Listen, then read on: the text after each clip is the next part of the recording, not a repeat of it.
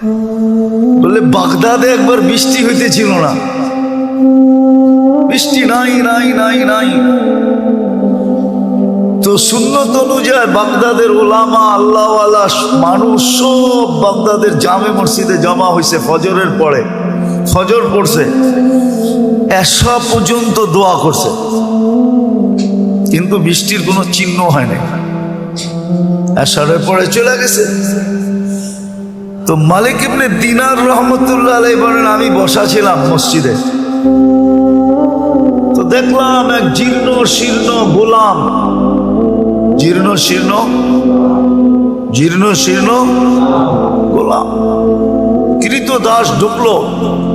কেননা কৃতদাস দেখলে বোঝা যায়, আপনারা দেখেন তো না, এই জন্য বুঝবেন না। আফ্রিকায় আছে এখনো, নাইজেরিয়ায় ওদের পোশাকই বন্য, ওদেরকে দেখলেই চেনা যায় যারা কৃতদাস। আমিও চিনতাম না, প্রথমবার যখন গেছি তো জিজ্ঞেস করছি এদের পোশাক এরকম কেন, তো বলছে এরা অমুকের কৃতদাস। সবার আবার ভিন্ন ভিন্ন আছে। যেমন আমাদের রাগ হয়ে যাবেন বলবো না, রাগ হয়ে যাবে। আমাদের যেরকম কিছু লোককে দেখলেই বোঝা যায় উনি কোন দরবারের সাথে সংযুক্ত, টুপি দিয়া, পাঞ্জাবি দিয়া, এমনকি পকেট দিয়েও বোঝা যায়। এরকম রাগ হয় না কিন্তু আবার।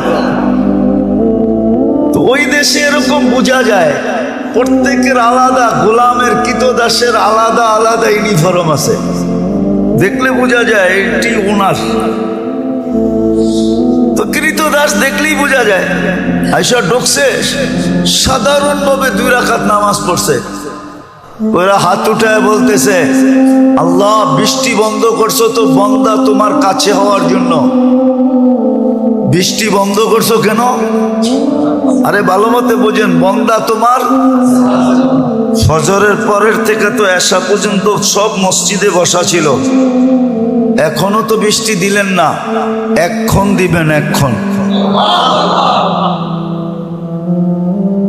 তো মালিক ইবনে দিনার রহমতুল্লাহ আলাইহি বলতেছে, ও বলতেছে এক্ষণ দিবেন, ও বলতেছে আর আকাশে গর্জন উঠতেছে, নামছে ঝুমঝুমায়া বৃষ্টি। আমিও আটকায় গেছি, ও আটকায় গেছে। বৃষ্টি যতক্ষণ বর্ষণ হওয়ার প্রয়োজন ছিল বর্ষণ হয়েছে। ও মসজিদ থেকে বাহির হয়ে চলে গেছে, বাহির হয়ে চলে গেছে।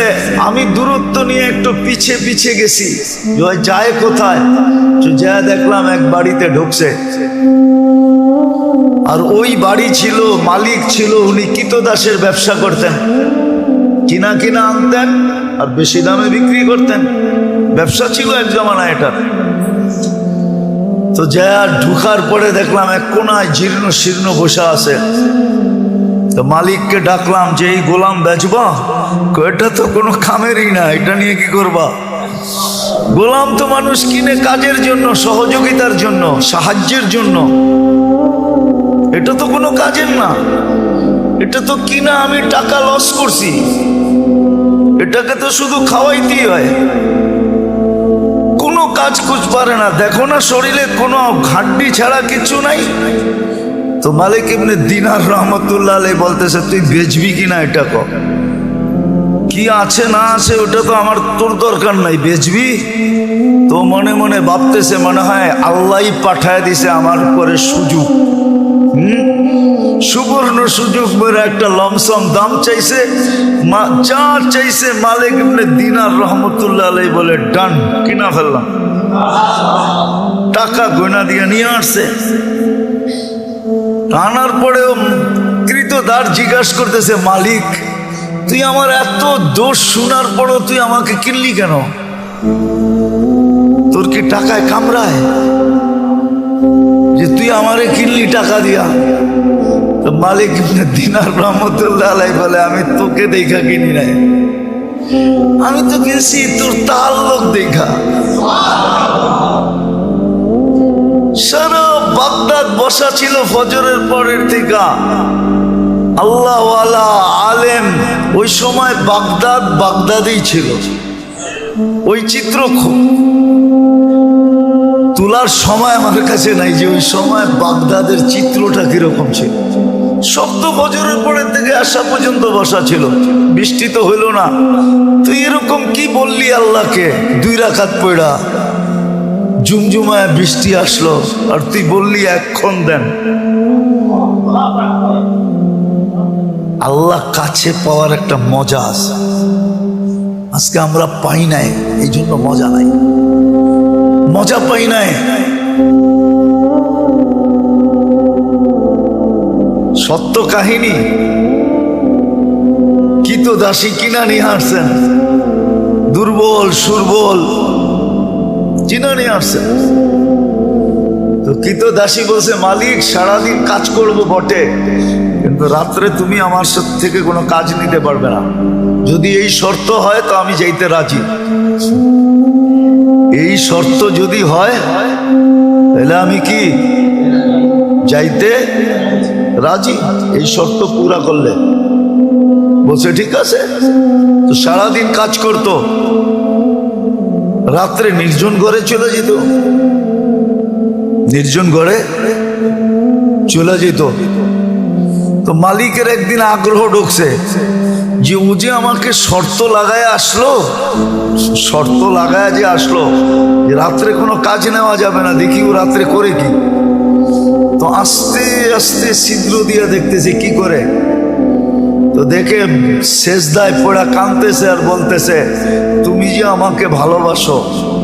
কি বলতেছে? আল্লাহ তুমি যে আমাকে ভালোবাসো, ওই ভালোবাসার ওয়াস্তা তুমি আমাকে আরো কাছে করো। কাঁদতেছে।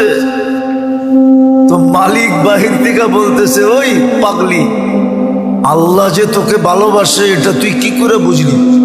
তুই বারবার বলতেছো তুমি যে আমাকে ভালোবাসো, তুমি যে আমাকে ভালোবাসো। তুই এটা বল যে আমি তোমাকে ভালোবাসি। তো কৃতদাসী সেজদার থেকে মাথা উঠাইছেন, মাথা উঠাইছেন, উঠা বলতেছে, শুন, আল্লাহ যদি আমাকে ভালো না বাসতো তাইলে এই গভীর রাত্রে ওনার কদমে আমাকে রাখতো না, আর তোরে ল্যাপের ভিতরে ঘুম পড়তে দিত না। তুই ল্যাপের ভিতরে ঘুমাইতেছস, তোকে ভালোবাসে না দেখেই তুই ল্যাপে আসস। আমাকে ভালোবাসে দিকে বিদায়ী কুদরতি পায়ে জাগা দিছে, বইলে একটা চিৎকার দিছে, জান শেষ। মালিক বলে, বইলা তো নিজের ক্ষতি করলাম, কেননা টাকা দিয়ে কিনা আনছে, ক্ষতি হয়ে গেছে না, লস। কিন্তু করবে কি, দাফন কাফন তো করতে হবে। বাজারে গেছে কাফন আনার জন্য, আয়সা দেখে সবুজ কাফনে পেঁচানো, উপরে লেখা আছে, ইন্না আউলিয়া আল্লাহি লা খাউফুন আলাইহিম ওয়ালা হুম ইয়াহজানুন। এই কোরআনের আয়াত উপরে লেখা, ইন্না আউলিয়া আল্লাহি লা খাউফুন আলাইহিম ওয়ালা হুম ইয়াহজানুন। সত্য এটাই, সত্য এটাই। আমরা মনে প্রাণে চাই না যে আল্লাহর কাছে হয়েছে বা আল্লাহ আমাদের কাছে হয়েছে। আরেকটা মনে উঠলো, এই জন্য বলতেছি, রব আল্লাহ। এই জন্যই তো আল্লাহ বলছিলেন যে আমি এমন রব, কাসসামার রিজক ফালা ইয়ানসা মিন খালকিহি আহাদ। সবারটা সময় মতো পৌঁছাই, কাউকে পৌঁছাইতে ভুলি না। হ্যাঁ, আমাদেরটা আগে পিছে হইতে পারে আমাদের কর্মের কারণে, কিন্তু মানুষ আর জিন ছাড়া কোনো প্রাণীর প্রয়োজন সময়ের 1 সেকেন্ড দেরি হয় না। হ্যাঁ, মনে উঠলো, এই জন্য বলতেছি, জানি না আপনাদের মনে আছে কিনা, মুসা আলাইহিস সালামের জামানায় অনাবৃষ্টি হইতেছিল, বৃষ্টি হয় না, হয় না, হয় না, হয় না, জমিন শুকায়া কাঠ হয়ে গেছে। মুসা আলাইহিস সালাম বনি ইসরাইলদেরকে বলতেছিল, চলো আল্লাহর কাছে বৃষ্টির জন্য দোয়া করি। যেই খরা চলতেছে, কিছুদিন পরে কিচ্ছু থাকবে না। দেখেন না মাঝে মাঝে উন্নত দুনিয়া, দেখেন না আমেরিকা, কানাডা, ইংল্যান্ড, ফিনল্যান্ড, ইউরোপে মাঝে মাঝে দেখেন না বুশফায়ার হয়। বুশফায়ার বুঝেন? আগুন লেগে যায়, দেখেন না জঙ্গলে। অস্ট্রেলিয়াতে হয়, এবার তো আমেরিকা হয়েছে জীবনের সেরা। তো এটা হলো খরার কারণে, শুকাইতে শুকাইতে শুকাইতে শুকাইতে এক সময় গরমের কারণে আগুন ধরা যায়। মুসা আলাইহিস সালাম চলছে বৃষ্টির জন্য, দোয়া করবে বনি ইসরাইলকে নিয়ে। আর আগে নিয়ম ছিল, যেদিন ইস্তেসকার নামাজ পড়বে ফজরের পরের থেকে কিছু খাবে না, রোজার মতো থাকবে, রোজার মতো। এমনকি বাচ্চাদেরকে মা দুধও দিবে না, জানোয়ারকে কোনো খাওয়া দিবে না, যেন সবাই আল্লাহর দিকে ফিরে।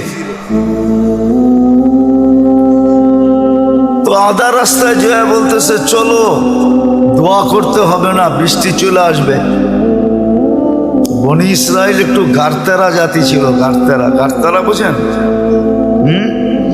আবার বরিশালের মানুষ থাকলে চেতা যাইব, ঠিক না? মুই কি কম বুঝি? মোরে কম বুঝাইতে হইবে?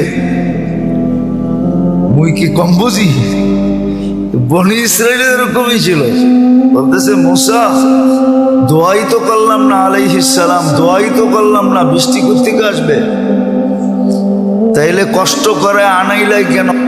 তো পুরা জাতি তর্কে বিতর্কে জড়ায় গেছে মুসা আলাইহিস সালামের সাথে।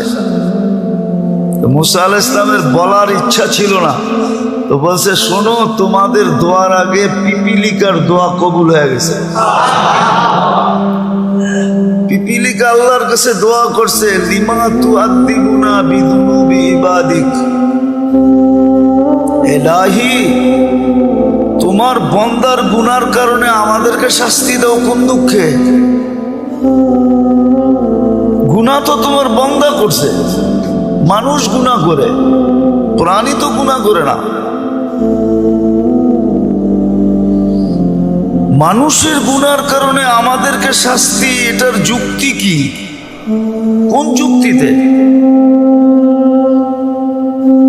তো বলছে, এই যে খরা, খাদ্যগুলা সব শুকায়া কাঠ হয়ে গেছে, আমাদের দাঁতগুলা নরম, চাবাইলে দাঁত ভাঙ্গা যায়। খাদ্য খাবো তো দূরের কথা, উল্টা দাঁত হারায়া ফিরে আসতে হয়। আর বৃষ্টি হলে খাদ্যের ভিতরে পানি ঢোকে, ওগুলা সফট হয়, নরম। পাউরুটি তো এই জন্যই পাউরুটি কয়, ঠিক না?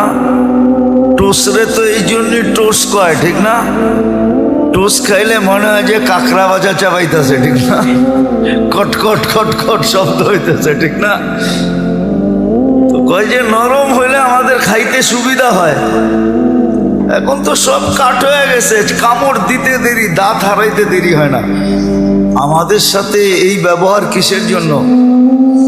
তা আল্লাহ পিপিলিকার অভিযোগ গ্রহণ করছেন, বৃষ্টি পাঠায় দেওয়ার সিদ্ধান্ত নিয়ে নিয়েছেন। তো যেটা বুঝাইতেছিলাম দোষ তো আমাদের, প্রয়োজনও আমাদের, দোষও আমাদের। তো সবচেয়ে বেশি ঘনিষ্ঠ হওয়া দরকার ছিল আল্লাহর সাথে, কেননা আল্লাহ মহাকর্তা, মহাপালনকারী, লালনকারী, পালনকারী, রক্ষক, সুরক্ষাকারী, হেফাজতকারী আল্লাহ। ওনাকে কাছে নেওয়ার, ওনার কাছে হওয়া উচিত ছিল, ওনাকে কাছে করা উচিত ছিল। আর সত্য আমরা করি নাই বিদায় মজা পাই না। যে যেটা খায় নাই ওরে বয়ান দিয়ে এটার মজা বোঝানো যাবে না, ঠিক না?